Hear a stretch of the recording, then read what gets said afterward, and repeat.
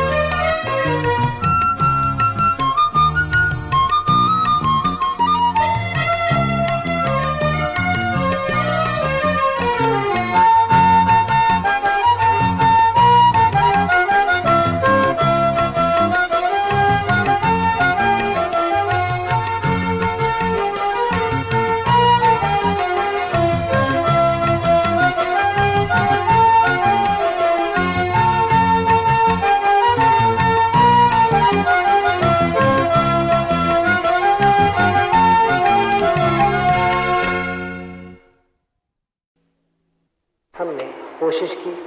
कि मुल्क को जल्दी से जल्दी तैयार करें, उसकी ताकत बढ़ाएं। क्या माने हैं मुल्क को तैयार करने के? खाली लोगों का जोश बहुत ज़रूरी है, लेकिन काफ़ी नहीं है, क्योंकि फौजी तैयारी कितनी ज़रूरी हो, उसके पीछे हज़ार और तैयारियां होती हैं। उसके पीछे सामान बनाने की तैयारियां, कारखाने बनने, जो फौजी सामान देखते हैं, जो हवाई जहाज़ बनाए, उनके पीछे और हज़ारों कारखाने, उनके पीछे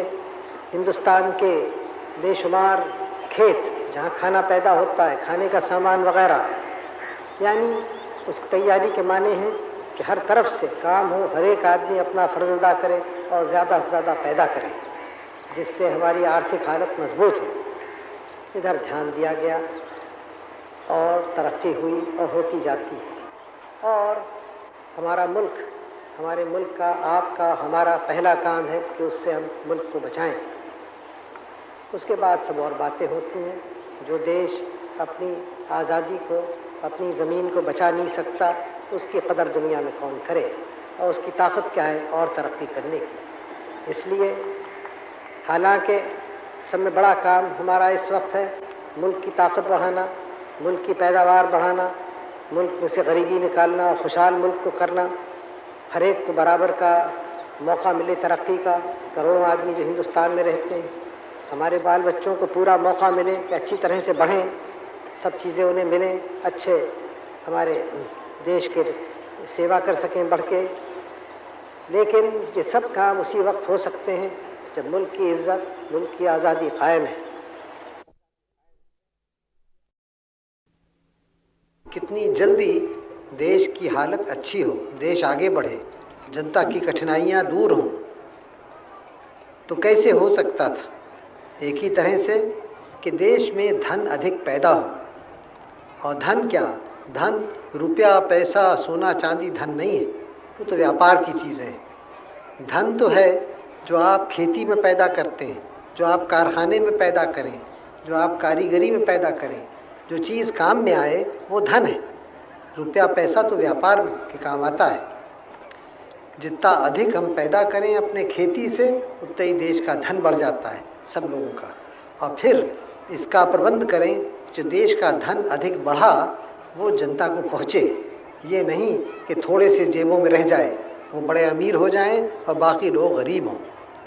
तो ये बड़ा प्रश्न हमारे सामने था स्वराज आने पर। तो हमने इसका फिर सोचना शुरू किया, क्या करें जिससे धन अधिक पैदा हो। धन पैदा होगा विशेषकर भूमि से, ज़मीन से, खेती से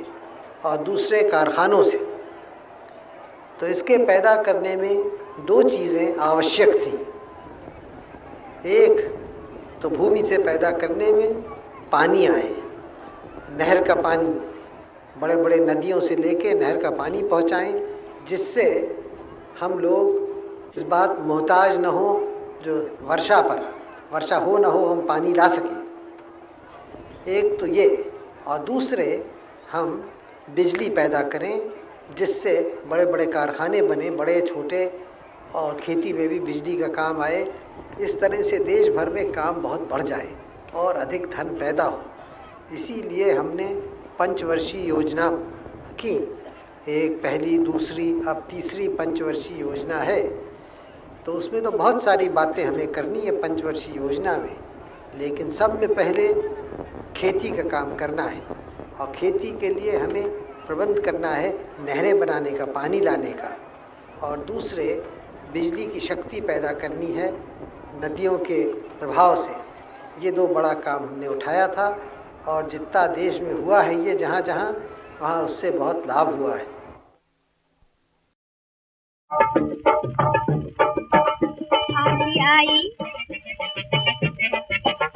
आज आई बाहर लेके दिल का करार, आज आई बाहर लेके दिल का करार, दिल में तमन्नाएं जागी हजार,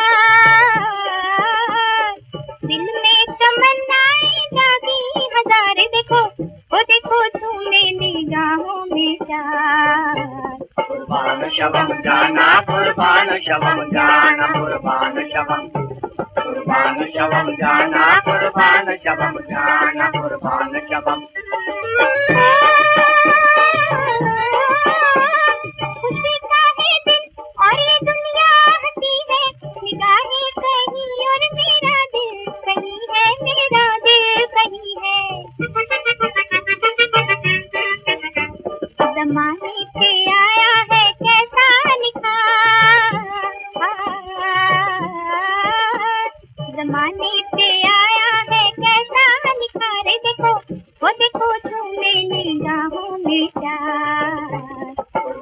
शवम जाना कुर्बान शवम जाना कुर्बान शवम कहीं वो तो राहों में आके बिता दूं ये दिल चाहता है कि दुनिया लुटा दूं मैं दुनिया लुटा दूं करूं एक इशारे पे सब कुछ निसार करूं एक इशारे पे सब कुछ निसार देखो वो देखो झूमने निगाहों में प्यार कुर्बान शवम जाना कुर्बान शवम जाना कुर्बान शवम निगाहों से जाहिर है दिल की कहानी अजब कश्मकश में है ये जिंदगानी मेरी जिंदगानी कोई देखे मजबूरे कितना है प्यार कोई देखे मजबूरे कितना है प्यार देखो वो देखो झूमे निगाहों में प्यार कुर्बान शवम जाना कुर्बान शवम जाना कुर्बान शवम मेरे सब राहत हम मेरे सब राहत हम तुझ कुर्बान सनम तेरे कुर्बान सनम कुर्बान शवम जाना कुर्बान शवम जाना कुर्बान शवम कुर्बान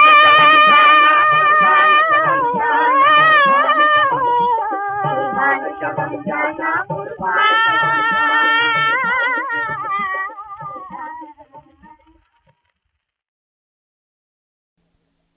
खास तौर से जाहिर है कि रूरल इंस्टीट्यूट में जो लोग सीखते हैं उनका तो काम है यहाँ के देहात में काम करना और चुनाचे बहुत ही ज़रूरी है कि वो जहाँ जाए जो बताएं वो एक अफसरी ढंग ना हो वो ऊपर से सिखाने का ढंग ना हो बल्कि साथ करने का ढंग हो साथ करके ही आदमी सीखता है और कौमें अपने तजुर्बे से सीखती हैं किताबों से कम सीखती हैं जो किताबें पढ़ने वाले हैं वो भी तजुर्बे से ज़्यादा सीखते हैं मैं तो किताबों के हक़ में हूँ ये ना समझिए कि मैं उनके ख़िलाफ़ हूँ और मुझे ताज्जुब होता है और रंज होता है कि हमारे मुल्क में कितने कम लोग किताब पढ़ते हैं यानी जिनको पढ़ना आता है वो भी नहीं पढ़ते हैं और नहीं आता हो तो लाचारी है आखिर यहाँ भी करोड़ों आदमी को पढ़ना आता है लेकिन जितनी कम किताबें यहाँ पढ़ी जाती हैं बिकती हैं छपती हैं मैं नहीं जानता किस मुल्क में इतनी कम होंगी बहुत ही कम और हमारे ज़्यादा अक्सर लोग अपने कुछ टेक्स्ट बुक्स वगैरह पढ़ लेते हैं फिर कभी किस्सा कहानी कोई पढ़ लें तो उनका दिमाग तो बंद हो जाता है उसके बाद ये गलत बात है हमेशा गलत बात है लेकिन फिर आजकल आपके स्कूल कॉलेज में पढ़ के तो आप बिल्कुल थोड़ा सा पढ़ते हैं उसके बाद तो खुद पढ़ना होता है स्कूल कॉलेज एक ही बात कर सकता है कि आपके दिमाग को तैयार करें पढ़ने की काबिलियत उसमें दे छानबीन करने की फिर आप खुद पढ़ें खुद बढ़ाएं अपने इल्म को और चूँकि दुनिया बदलती है नई नई बातें पेश आती जाती हैं अगर आप नहीं पढ़ें तो आप पिछड़ जाते हैं हर सूरत से तो ज़रूरी है तब कैसे आप इसका एक बैलेंस बनाएं तराजू को बराबर करें अमली काम और इल्मी काम क्योंकि दोनों ही ज़रूरी हैं उसका बैलेंस ठीक होना चाहिए ये तो हर एक शख्स कुछ अपने तजुर्बे से कर सकता है कुछ अपने जो ढंग हो स्कूल कॉलेज में उससे ढलता है वो हर सूरत ये ख्याल ही ये रूरल इंस्टीट्यूट्स का अच्छा तो है और इसीलिए है कि मैं इतनी देर से आपके सामने बहस पेश की इसीलिए है कि वो एक कड़ी हो वो खाली दिल्ली में या बड़े बड़े शहरों में पढ़ के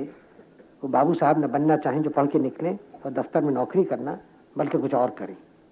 कोई चीज़ करें सिखाएं जो कुछ है प्रोडक्टिव करें जिससे कुछ